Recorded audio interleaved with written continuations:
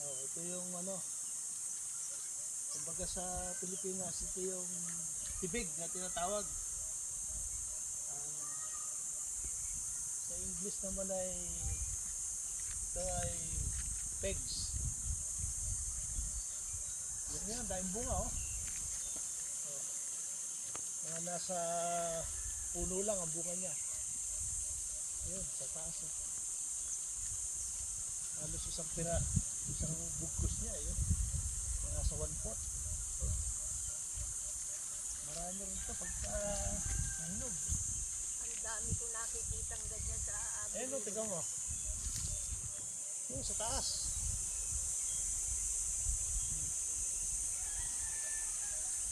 Meron pala nito dito sa ano, sa atin.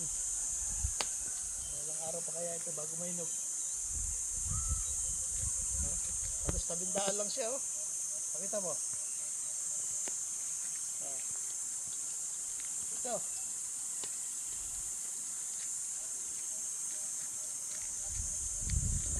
Masarap na. Nakatigil mo kung ito ano eh. Dried pig.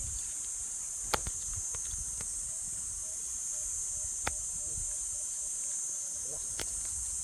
Baka makababa dito. Oops.